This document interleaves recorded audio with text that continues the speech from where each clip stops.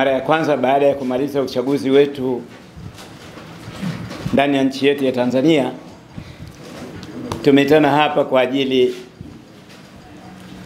ya kutoa taarifa muhimu. Kwanza nachukua nafasi kuwapongeza wanachama wote wa chama cha AFP pamoja na wapenzi wa chama hicho na wale wote waliofuatia sera za chama hicho kwa maana ya kukubali na kukiunga mkono. Vile vile nachukua nafasi hii kushukuru jeshi la polisi kwa kuwa makini katika hali halisi ya kampeni zote zilizofanyika katika visiwa vya Unguja na Pemba, wakiwa tayari kulinda amani na utulivu bila ya kujali vyama vya siasa, kwamba labda hichi kikubwa, hichi kidogo, hichi hivi. Wao waliamini kabisa, na ndivyo ilivyo, kwamba vyama vyote ni sawa mbele ya sheria. Kwa hiyo nawachukua nafasi hii kuwapongeza sana jeshi la polisi kwa kazi nzuri walioonesha.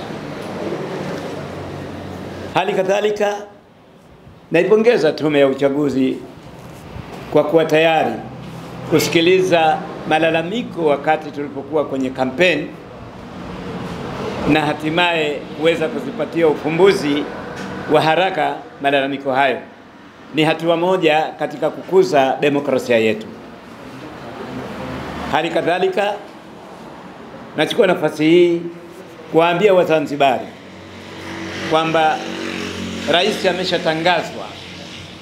Sasa iliyobakia ni wananchi wa Zanzibar kuunga mkono jitihada na juhudi zake ambazo tunategemea zitaleta maendeleo makubwa zaidi kuliko haya yaliyokwisha onekana. Kwa maana hiyo ni wazi kabisa kuviomba vyama vya siasa vyote kuwa tayari kuungana pamoja kama Wazanzibari kutoa support kwa serikali ili serikali yetu iweze kufanya yale waliokusudia. Vile vile nachukua nafasi hii kumwambia Rais wa Zanzibar na mwenyekiti wa Baraza la Mapinduzi kwamba chama cha AFP kitakuwa tayari kutoa mashirikiano ya pamoja katika kujenga Zanzibar tunayoitaka. Vile vile chama cha AFP kitatoa makosa yote yatakayotendwa na baadhi ya viongozi waliokuwa hujigeuza wakawa waungu watu. Ni vizuri sana Mheshimiwa Rais wa Zanzibar na mwenyekiti wa Baraza la Mapinduzi akaelewa wazi kwamba baadhi ya viongozi wake aliotoka nao katika awamu iliyopita walikuwa ni watu waliokuwa wamebeba koti la udikteta. Sasa hao mimi naahidi kwamba nitakuwa tayari kuwafichua, ama kwa kuwaita waandishi wa habari au uwanjani kwenye mikutano ya hadhara. Kwa hiyo Mheshimiwa Rais awe tayari kabisa kusikiliza maneno na maelekezo atakayopewa na baadhi ya viongozi wa vyama vya siasa ambao wako tayari kumsaidia katika kujenga nchi hii. Vile vile nachukua nafasi hii kumpongeza Rais wa Jamhuri ya Muungano wa Tanzania kwa kuunda tume ya uchunguzi ambayo ni dhahiri kabisa kuwa itaweza kuleta mafanikio makubwa kutokana na madhila yaliyotokea tarehe 29. Lazima ikumbukwe kwamba sisi kwa upande wa Zanzibar ni wataalamu wa mambo kama hayo. Mambo kama hayo yalitokea katika mwaka 1957 baada ya uchaguzi wa Afro Shirazi DNP kuwa una matatizo. Lakini kwa bahati nzuri mwaka 1958 viongozi hao waliitwa Kwame Nkrumah Ghana, wakenda kutatuliwa matatizo yao. Lakini hata hivyo hayakuwezekana, wakarudi wakiwa na mivutano kama kawaida. Mivutano ya namna hiyo ilijitokeza mara tu baada ya mfumo wa vyama vingi mwaka 95, uchaguzi ambao ulimleta hapa Chifu Ameka Nyauku na Moses Anaf kwa ajili ya kusuluhisha migogoro ya CUF na CCM. Mambo kama hayo yaliendelea mwaka 1999 kwamba palikuundwa tume ya uchunguzi wa matatizo mbalimbali yakisimamiwa na mheshimiwa, nadhani Mheshimiwa Benjamin Mkapa, kitu kama hichi. Lakini hata hivyo Zanzibar ikawa inakwenda katika mivutano ya kisiasa. Lakini Wazanzibari wenyewe waliweza kujisuluhisha suala lao baada ya kukaa Amani Karume na Maalim Seif Sharif Hamad, wakatafuta namna ya kuweza kutatua matatizo yao, hatimaye ikapatikana GNU. Hili ni suala la kujivunia kwamba Watanzania wana haki ya kutatua matatizo yao wenyewe. Kwa vile tume hii aliyoiunda Mama Samia Suluhu Hassan kama rais wetu wa Jamhuri ya Muungano wa Tanzania, tume hii ndiyo itakuwa na uwezo mkubwa zaidi wa kuweza kusuluhisha matatizo na migogoro iliyoweza kuzuka. Na kitu kilichonifurahisha zaidi ni kwamba wote aliowateua ni senior, hakuna junior. Ndani yake hakuna junior, wote ni senior.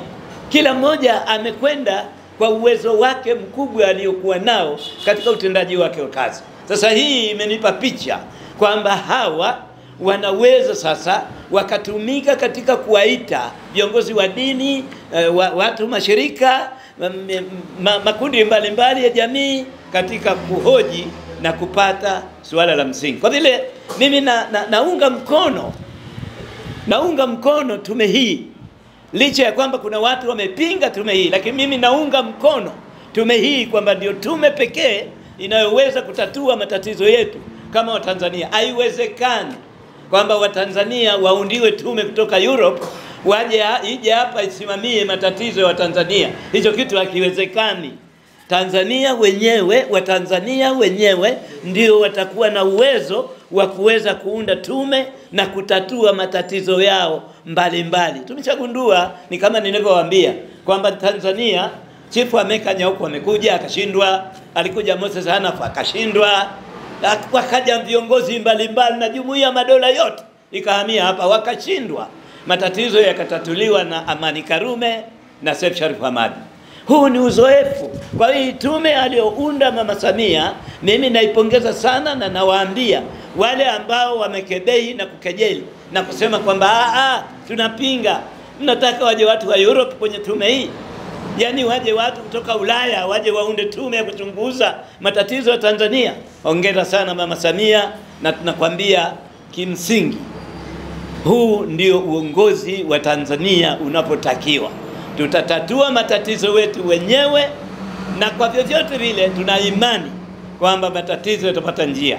Na nawaambia Watanzania wote, haiwezekani rais kama ameshaapishwa, ashapigiwa mizinga, tayari ni mtawala, halafu wewe uje ukae pembeni hivi useme mimi sintambui, mimi si. Yani hii inatoka wapi?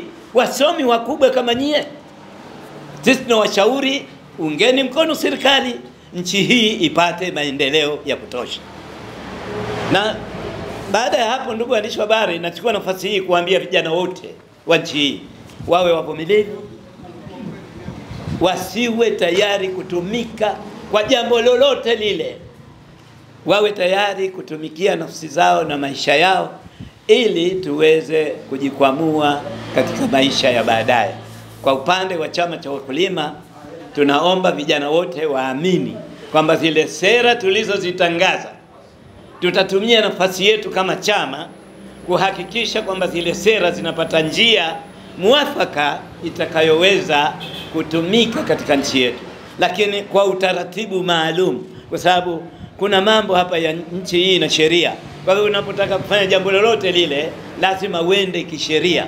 Sasa naomba vijana wote wa Zanzibar ambao walifuatilia sana sera zangu wawe tayari kusubiri chama kiko njiani kutafuta njia ya kupita ili tuweze kutekeleza sera zile kwa utaratibu unaokubalika. Mimi nataka niseme kwamba unapoandamana, kama unaandamana kwa njia ya amani, unakwenda barabarani na mabango yako umetulia, uchomi moto, huna kusudio baya.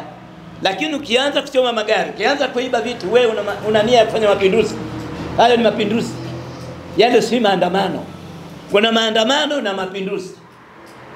Maandamano ni yale ya kupita barabarani na matambara yenu na mabango yenu, mnaonesha uhalisia wa hoja yenu. Ama mmekwenda kwa mtendaji mkuu wa serikali, ama mmekwenda kwenye chombo cha kutunga sheria.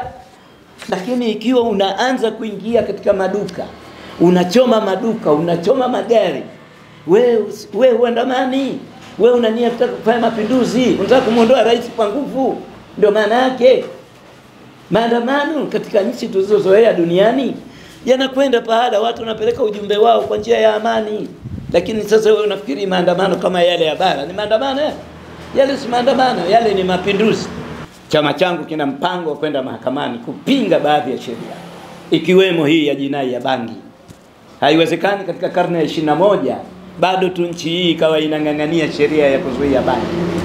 Lazima sheria hii ifutwe mahakamani. Sheria inafutwa bwana, huu sio msaada. Sheria inafutwa.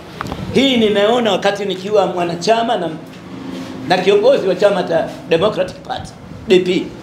Mheshimiwa Mtikila alikuwa anakwenda mahakamani kufuta sheria, ikiwemo hata hii sheria ya kufanya mikutano ya hadhara.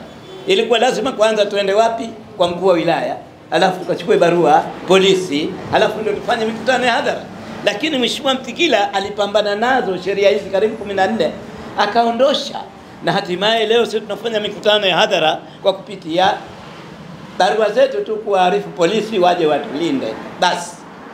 Sasa na hii sheria ya jinai ambayo ni kikwazo kwa Wazanzibari, hii itakwenda mahakamani. Tutakwenda mahakamani kupinga hii, na si hii tu, tunazo nyingi ambazo sasa hivi umefika wakati wa kuzipinga ili kuonesha kwamba tumekomaa kidemokrasia na tuko tayari kuweka sheria muafaka kwa nchi yetu.